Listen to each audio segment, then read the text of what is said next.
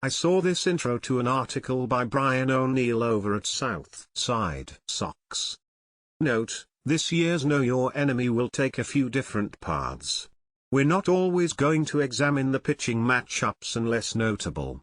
We'll look at notable scoundrels, oddities, histories, and other aspects that make our enemies interesting. I had half thought about making some snarky comment along the lines of "Welcome to the club. I've been doing that at Twinkie Town for 10 seasons, now.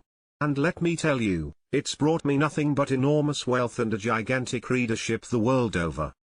But, these articles by O'Neill are very good. I think people should read them.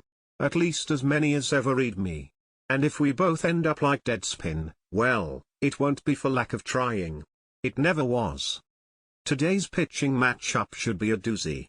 You've got our good friend Mr. Lopez, and Detroit's positively filthy Tarek Skubal. Take a look at the percentile rankings on his Baseball Savant page. Look at this year's, or last year's. That's an awful lot of red bars.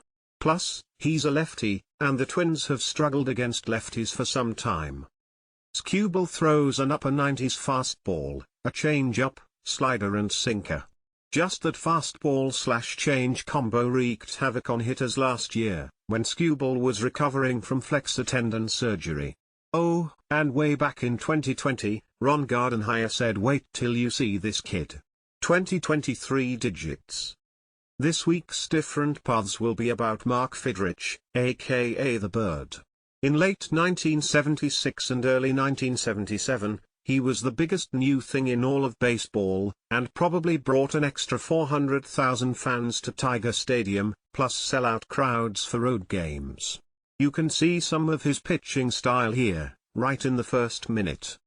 Drafted in 1974, Fidrych spent 1 year rising through the minors before making his first MLB start on May 15, 1976, against Cleveland.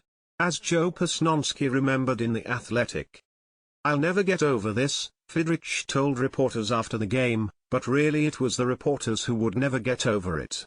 You couldn't take your eyes off the guy. He talked to the baseball. He talked to himself. He smoothed the pitcher's mounds with his hand. He pitched with his tongue out. He was fidgety and jumpy and fun. "I really don't know what I do out there," he said. Part of Fidrych's appeal is that these odd mannerisms didn't seem contrived or a way to attract attention.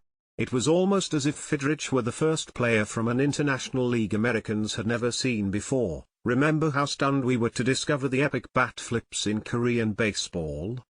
Not all opponents were charmed, not at first. This Rich Pure's a Saber article quotes Yankees all-star Willie Randolph saying you want to send a line drive right through his head, and ill-fated Thurman Munson grousing tell that guy if he pulls that stuff in New York, we'll blow his dash out of town.